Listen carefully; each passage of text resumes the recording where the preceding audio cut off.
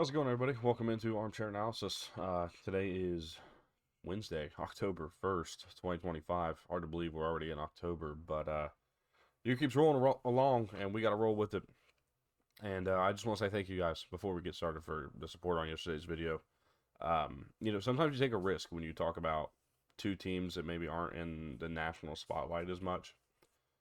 Just appreciate y'all tuning in.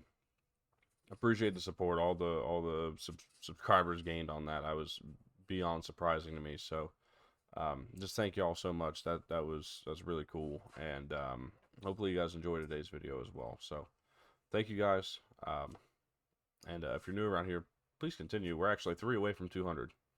All we're looking for is that 200 subscriber mark, and then we'll shoot for the next goal.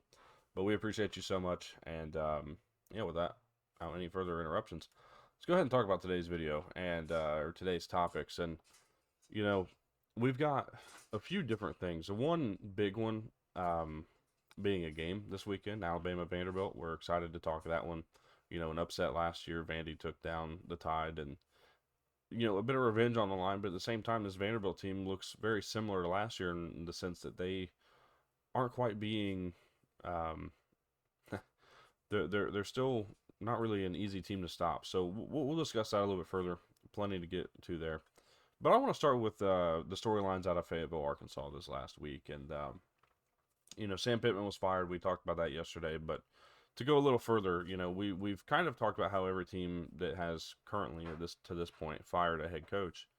We've talked about how every one of those teams, how they should move forward, what their path forward might look like. Arkansas is an interesting spot, right? Because they're a team that has some money behind the program, and certainly some boosters with the right, given the right situation, that I think would certainly fit the bill and foot the bill even for a really good roster. Jerry Jones is an alum of Arkansas. They got the Tyson Food brand that has been pretty adamant in their attempt to help out, especially with the basketball program with Coach Cal coming in. But I think Arkansas is going to make a splash higher here as well on the football side. A lot to be seen and a lot of things to look for. But let's look at kind of how we got here, right? Sam Pittman, was 32 and 34 as a head coach of Arkansas, but was 29 and 27 since 2021, which was part of his contract. If he went above 500 in that time span following 2021, that his buyout would be over 9 million, whereas if he was below 500, it'd be around 6 million. That's a big price difference, especially for what they're going to still owe Sam Pittman, who was, I'll be honest, he was not particularly the best coach, but he was certainly a guy that didn't sacrifice ethics, morals for success. And when I say that, that's not a dig at the current head coach. I want that to be very clear about what I'm saying here. That I'm not taking a shot at Bobby Petrino. What I'm doing is simply stating that that's how Sam Pittman is. He's a straightforward guy, likes to do things by the book, likes to do things his own way in a sense. And sometimes that helps, sometimes it doesn't. And in this situation with Arkansas, it just didn't work. And part of it came from being a little bit behind the eight ball on NIL and money coming into the program. But the other part of it just came from I think not really having that great of a team, a great roster, and trying to put things together led by two quarterbacks who are, who were good for what they were, but weren't really going to be world-beating players. This Arkansas program looks to move forward, and whether they move forward by going back in time and kind of reinstating Bobby Petrino as the full-time head coach, currently just the interim, or they go out and look for something new. And I think the answer is going to be going out and looking for something new. As much as I think that people want that full circle moment, Bobby Petrino to come back, and maybe people don't either. I could be wrong. But I think that there's a lot of people who would like to see this this Arkansas team kind of build themselves in a progressive fashion. And part of that goes by, I think, finding something in someone new in the college football coaching ranks. So let's talk about what that is, because this is the other thing that we've seen is a lot of names be thrown out there, a lot of love for some of that stuff. And it starts with, of course, the guy they've named interim coach, Bobby Petrino. I don't think that's going to last. I don't think that's going to be what it ends up going as, but it's fun to think. I'm sure. Rhett Lashley of SMU has been a name that's really popped up. Was a former Arkansas quarterback, as a head coach from the state of Arkansas. Currently at SMU, has led success at the SMU program, and with the right NIL circumstances, again, can't happen at Arkansas. I think Rhett Lashley could be a really good candidate for that job. He seems to be the favorite right now if it's not going to be Petrino, but we'll see how that moves forward. Moving down, Eric Morris of North Texas, a similar name for what we saw for Oklahoma State. I'm not too surprised. I think we're going to see a lot of similarities in those names. Ryan Silverfield of Memphis just beat Arkansas a couple weeks ago. That'd be an interesting move as well. I could see Silverfield. He's gonna jump up at some point. I could see it being this offseason, whether it's Virginia Tech, Arkansas, or whatever else comes open. G.J. Kinney of Texas State. I think this is less likely to happen, but I wouldn't be surprised. Maybe they take the Mississippi State route, try to go more air raid. But I think that would set them back a little further than it would be going forward. John Sumrall, Tulane. I'm going to back that move any day of the week. I'm going to back John Sumrall going anywhere, any day of the week. Really think he's got got what it takes to be an SEC head coach. And I've been kind of saying this whole time, if Billy Napier gets fired, that John Sumrall is going to go to Florida. It's what I see happening. That's my feel on what's going on. However, there's a world where he ends up at Arkansas, and I think he would be really successful. I think we could get back to like Brett Bielema era at Arkansas. Jeff Traylor is the last one I see. I don't really know if I'm buying into it. I think Jeff Traylor's a good coach, and maybe the UTSA NIL situation isn't great. Maybe that's part of the issue, but we'll see. It could be. I think Jeff Traylor's kind of fallen off of that favor of being a Power 5 head coach, at least for the time being. So that's what I think. Personally, I think it's going to come down to Rhett Lashley, John Summerall, and Ryan Silverfield. That's what I think is going to happen. I think we're going to kind of see that Bobby Petrino is not going to make the head coaching job work. It's not really a dig. I just don't think it's going to happen. I think they're going to want to move forward, move beyond. And I think there's going to be a lot of kind of backlash if they try to go with the Petrino route again, at least within the program. Another name I saw, and this is because he interviewed at Arkansas before, and it seemingly was a really good relationship, was Coach Prime. Now, he's made his brand at Colorado, and I think he's going to stick there. I don't really think that's going to change unless Florida State opens up. So with that being said, I don't think that the Coach Prime's a real conversationalist in this spot. But it's been mentioned, and again, it's worth noting the relationship that they had, but I just don't think that's going to happen. So that's where I stand on that. Let me know what you guys think, who you guys want to see as a new head coach of Arkansas, especially if you're an Arkansas fan. And if you are an Arkansas fan, subscribe. We talk about everybody. Every single team in college football gets some airtime here. So make sure you stick around. We got 365 days of college football content. Basically, every time you see a video here, it's about college football. So if you're that kind of fan, make sure you stick around. Let's go ahead and move on, though. And Alabama and Vanderbilt. I'm excited for this game. Truly. Alabama comes in as 10.5 point favorites at home at 3:30 on ABC. Over-under sits at 56.5. I love that over is probably hitting. But what I really like is just the way these two teams play.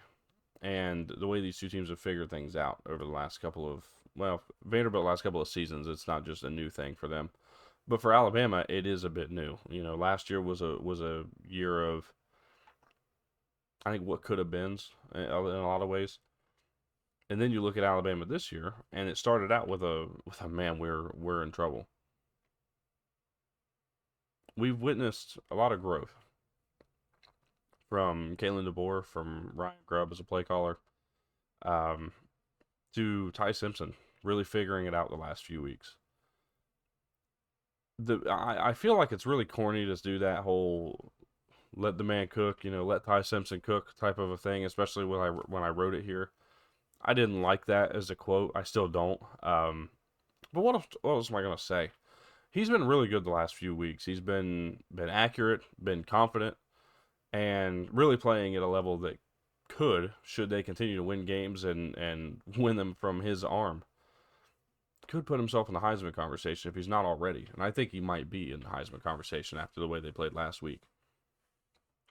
To me, you continue to rely on your quarterback, the one who's been successful, Ty Simpson. Let him do what he's been doing the last few weeks, and I think you control this game and win it.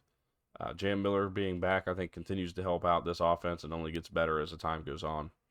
The defense really is going to have a bit of an issue because everybody has. I don't think it's just going to be it's not just an Alabama thing.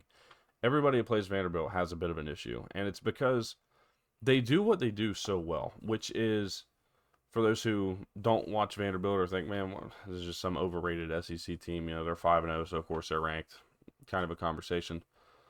I hear you. I understand why you might think that, but this Vanderbilt team is legit. They've been legit for the last couple of seasons, and sure, they fell off last year, but this is a team that really knows who they are, and they stick to it game in, game out, quarter to quarter, play to play. They do it the entire game.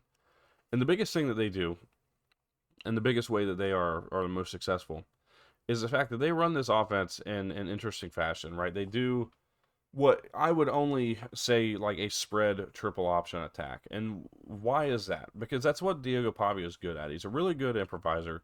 He's really smart, really quick IQ, does what he needs to do, knows what needs to happen, when it needs to happen, and creates a lot of really big plays from doing so.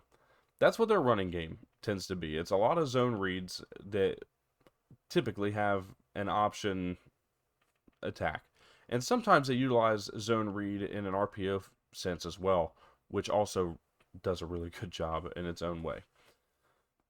This team also, when you start to lull to sleep on those short plays, those plays within 5 yards that break out for 7, 8, you start to come down, try to play that. They will hit you over the top, and they've got players that can do that. You look at, the one that really comes to mind for me is Eli Stowers, of course, the tight end. But there's, man, I'm blanking. I've got to see it. Junior Sherrill is the leading receiver when it comes to touchdowns. 5 touchdown catches on the year so far. He's their third leading receiver with 225 yards. Averages over 13 yards a catch. There's a lot of playmakers on this offense, and it's not just Eli Stowers. It's not just Diego Pavia. It's not just Junior Sherrill. You also got Cedric Alexander at running back. There's too many, and they do a really good job because they're not necessarily a team that competes on the line of scrimmage. They just call plays that counter their weaknesses. It's really smart. I love what Clark Lee has done, and I'm really excited to see whether or not he stays at Vanderbilt or if he moves forward and tries to pick up a job somewhere where NIL is a little bit better, which NIL has been great for Vandy so far. But where NIL might be a little bit better, where players really want to go, it's a desirable destination and it's not hampered by academics. I think that he could be a national championship winning head coach. That's what I truly think can happen because of how smart he's done and operated this program over the last 5-6 years. I've done a lot of talking good about Vanderbilt, but again, look at this Alabama team. They just need to sit back, try to win the line of scrimmage, try to control what they can control, which is just playing smart football. I think a lot of times the things that really get teams against Vanderbilt is they start to fall off their discipline, right? They start to sit back and say, okay, they're not able to hit us over the top. We're gonna creep to the line of scrimmage. And that's when somebody hits them over the top. They start to think they're reading a play that they've seen before, and it's actually something totally different, which they do a lot. They have a lot of similar looks that they turn into something, polar opposite from what you might think it is. If they can just stay disciplined, play really smart football, I think they're going to win this game, and I think they'll cover, as a matter of fact, if that's the case. But what I do believe is this Vandy team is just, one has the talent, but also has the smarts to be able to stick around in this game. So what I'm going to say here, Bama 10.5, I think is going to be covered by Vandy. I think it's going to be close. It might be a backdoor cover, but I think it's going to be close. The over-under 56.5, I like the over in this game. I just think that both these teams are going to score. Whether Alabama wins by 21, 56-35, or whether they win what I predict here, which is 35-30. Alabama is the prediction that I'm putting in. No matter what that final score looks like, I think we're seeing the over hit today. Or, well, today, on Saturday, when Saturday rolls around. Alabama minus 10.5. I like them to cover 10.5, but I think it could be close. We'll see what it ends up being. But that's what we have here for today. So let me know what you guys are taking, who you guys are picking to win this game. I appreciate y'all tuning in so much. Hope y'all have a fantastic rest of your day. Tomorrow, we're going to be here once again previewing Miami and Florida State. That's going to be our final preview of the week. So excited for that. Hopefully you guys will tune in again. If you're new around here, please subscribe. We're 3 away from 200. It'd be greatly appreciated to be able to hit that number before this weekend. So thank y'all so much. Hope y'all have a great rest of your day, and we'll see y'all tomorrow.